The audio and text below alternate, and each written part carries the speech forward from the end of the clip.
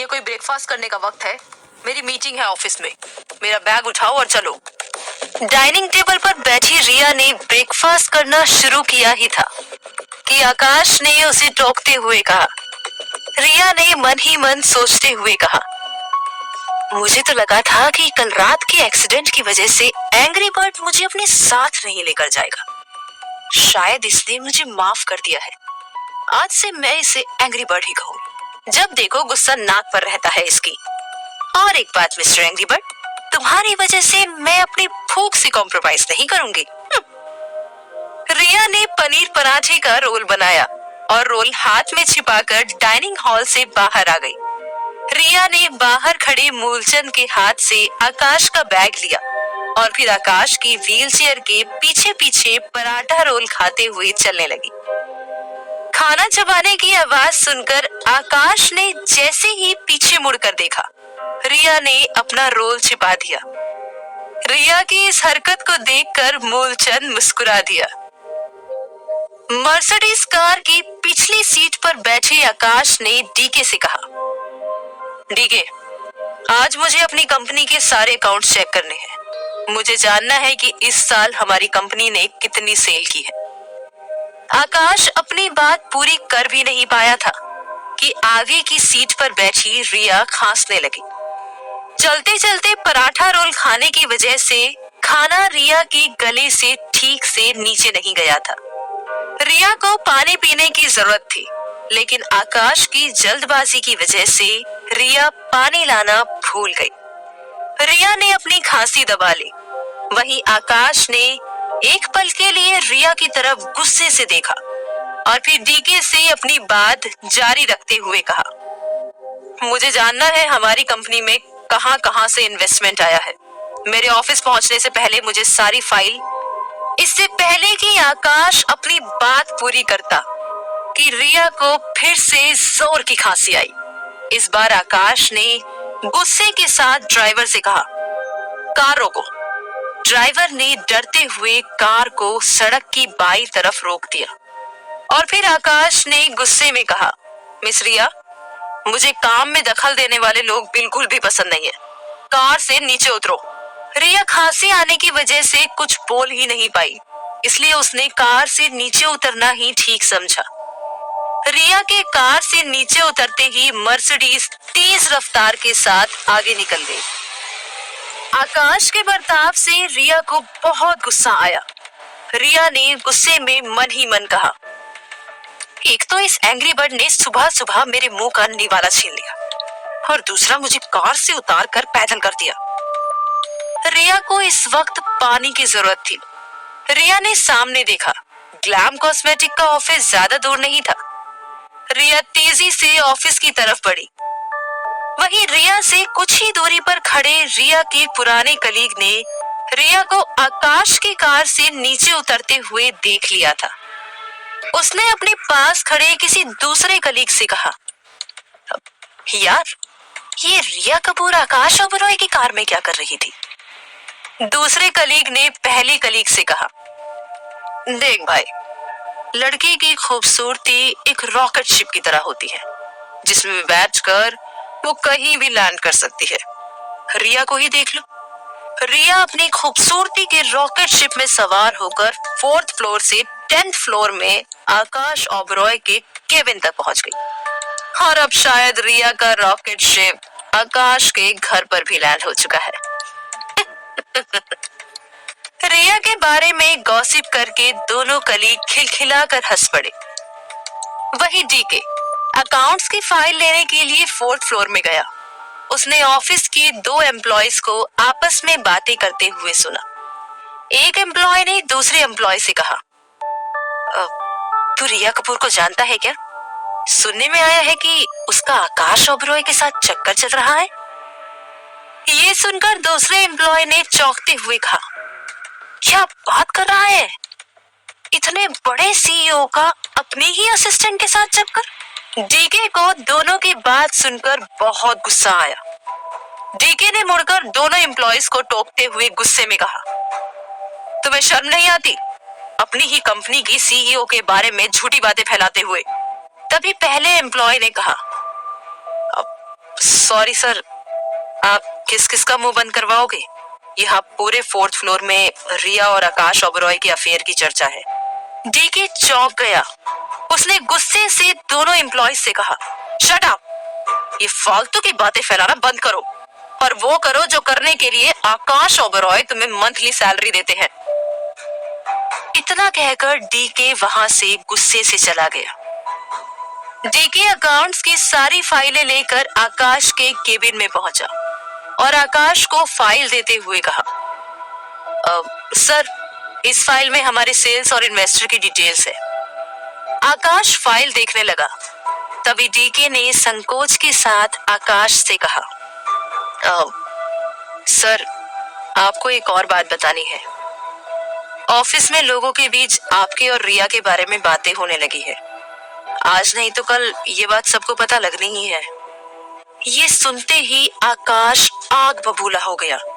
उसने गुस्से में डीके से कहा, जो ये बातें फैला रहा है उसे कंपनी से तुरंत निकाल दो। डीके ने मायूसी के साथ कहा, सर, पूरे 4th फ्लोर में आपकी और रिया की अफेयर की चर्चा है। आकाश ने फिर से गुस्से में कहा, आई डोंट केयर, मुझे अपनी कंपनी में ऐसे लोगों की कोई जरूरत नहीं है जो मुझे इस मामूली लड़की के साथ जोड़ने की कोशिश कर रहे हैं। डीके निराश होकर ऑफिस के बाहर जाने लगा।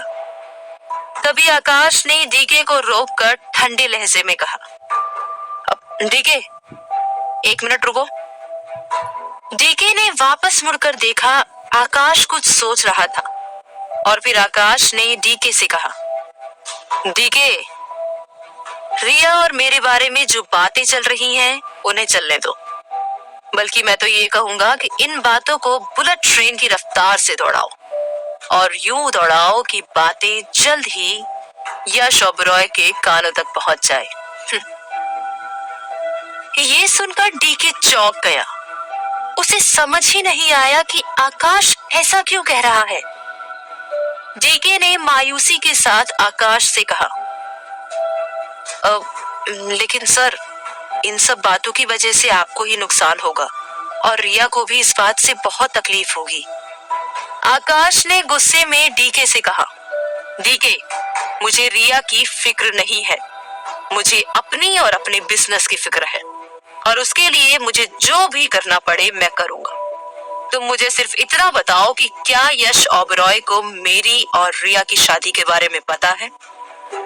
डीके ने सोचते हुए आकाश से कहा, सर, मुझे नहीं लगता कि ये बात आपके और रिया के अलावा किसी को भी पता है, क्योंकि उस दिन शादी में कैमरा अलाउड नहीं था और आप तो शादी में। आकाश ने डीके को बीच में ही रोकते हुए कहा, वेरी गुड, अगर कोई तस्वीर है भी तो उसे इंटरनेट से हटवा दो। किसी को भी इस बात की भनक नहीं लगनी चाहिए कि मेरी असिस्टेंट रिया कपूर ही मेरी बीवी है। डीके ने हाँ में सिर हिलाया और आकाश के केबिन से बाहर निकल गया। केबिन के बाहर आते ही डीके ने रिया को देखा, जो कि सोफे में अपने लैपटॉप में एमबीए की प्रिपरेशन कर रही थी। रिया को देखकर डीके ने मन ही मन कहा, मिसेस ओबरॉय, आपको आकाश सर यश ओबरॉय के खिलाफ मोहरा बनाकर इस्तेमाल कर रहे हैं। मुझे माफ करना, मैं सिर्फ आकाश सर के ऑर्डर को फॉलो कर रहा हूँ। रिया ने लैपटॉप से अपनी नजरें हटाए बिना ही डीके से कहा, अब क्या हुआ डीके, आप मुझे इस तरह क्यों देख रहे हैं? डीके ने मायूसी के साथ बात छिपाते हुए रिया से कहा, मिसेस ओबरॉय, मैं कैफेटेरिया जा रहा हूँ, आपके लिए कुछ ऑर्डर करना है? रिया ने ना में सिर हिलाया और अपना काम करने में लग गई। डीके ऑफिस से बाहर आ गया और उसने ओबरॉय के एक सिक्योरिटी स्टाफ को अपने पास बुलाकर उसके कान में कुछ कहा। डीके का ऑर्डर फॉलो करते हुए ओबरॉय के सिक्योरिटी स्टाफ ने लिफ्ट में बैठे हुए गिफ्ट गार्ड को आकाश और रिया की अफेयर की बात बता दी और फिर इस तरह पूरी कंपनी में रिया और आकाश ओबरॉय के अफेयर की बातें चलने लगी। उसी लिफ्ट में यश ओबरॉय का पर्सनल असिस्टेंट यश के लिए लंच लेकर जा रहा था। उसने लंच के साथ रिया और आकाश ओबरॉय के अफेयर की बातें भी यश के टेबल तक पहुंचा दी। यश को जैसे ही आकाश और रिया के अफेयर की बातें पता चली, पहले तो वो चौंक गया और फिर कुछ देर सोचने के बाद उसने अपने एक्सरसाइज वाले डंबल उठा लिए और एक्सरसाइज करने लगा, क्योंकि जब जब यश के दिमाग में कुछ प्लान चलता है वो एक्सरसाइज करने लग जाता है। यश को एक्सरसाइज करता देख प्रेम ने कहा, यश बेटा, अभी खाना खाकर बॉडी को रेस्ट देने का समय है और तू बॉडी की एक्सरसाइज कर रहा है। यश ने प्रेम की बात का जवाब देते हुए कहा, पापा, मैं बॉडी की नहीं दिमाग की एक्सरसाइज कर रहा हूँ। मेरे दिमाग में एक प्लान चल रहा है और अगर ये प्लान काम कर गया तो समझो कि इस आकाश ओबरॉय का काम तमाम। प्रेम ने कौतूहल के साथ यश की तरफ देखते हुए कहा, यश, ये तू क्या पहेलियां बुझा रहा है? सीधे सीधे बोल, क्या चल रहा है तेरे दिमाग में? यश ने डंबल को हाथ से ऊपर उठाते हुए कहा, पापा, थोड़ा सब्र करो और कल फैमिली गेट टुगेदर तक वेट करो। आपको कल समझ आ जाएगा कि कैसे मैं इस आकाश ओबरॉय के हाथ से इस कंपनी के बागडोर छीनता हूँ। यश आकाश के खिलाफ जाल बुनकर खुश हो रहा था, लेकिन यश को ये नहीं पता था कि वो आकाश के जाल में खुद फंस रहा है। रिया लंच के लिए कैफेटेरिया में आ गई। आज उसका मन हुआ कि वो अपने पुराने कलीग के साथ बैठकर लंच करे। जैसे ही रिया कैफेटेरिया में आई, उसने देखा कि सभी लोग उसे घूर रहे थे और वो लोग भी उसे घूर रहे थे जो पहले उससे कभी मिले ही नहीं थे। रिया को एक टेबल पर अपनी पुरानी कलीग वंदना दिखाई दी, जो किसी दूसरे कलीग के साथ लंच कर रही थी। रिया वंदना के पास जाकर बैठ गई। वंदना और रिया एक दूसरे से गले मिले और सामने बैठे कलीग ने मुस्कान के साथ रिया को हाय बोला। रिया और वंदना एक दूसरे से बातें करते हुए लंच करने लगे। इसी बीच सामने बैठी हुई एक कलीग ने रिया से कहा, अच्छा रिया, आकाश ओबरॉय और तेरे बारे में जो बातें चल रही है वो सच है क्या? ये सुनते ही रिया चौंक गई। उसे लगा कि शायद उसकी और आकाश ओबरॉय की शादी के बारे में लोगों को पता लग चुका है। रिया ने अनजान बनते हुए कहा, मेरे और मिस्टर ओबरॉय के बारे में बातें? मैं कुछ समझी नहीं। सामने बैठी हुई कलीग ने रिया पर तंज कसते हुए कहा, अब बातें छिपाने से तुझे क्या ही मिल जाएगा रिया। वैसे मैं तो कहूंगी कि तूने बहुत अच्छा गेम खेला है। आकाश ओबरॉय को अपनी खूबसूरती के जाल में फंसाकर तू उसके असिस्टेंट से उसकी बहुत खास असिस्टेंट बन चुकी है। और क्या पता कल के दिन तू इस कंपनी की सीईओ बन जाए। अगर सीईओ बन जाए तो हमें मत भूलना यार, प्लीज। ये सुनकर रिया के पैरों तले जमीन खिसक गई।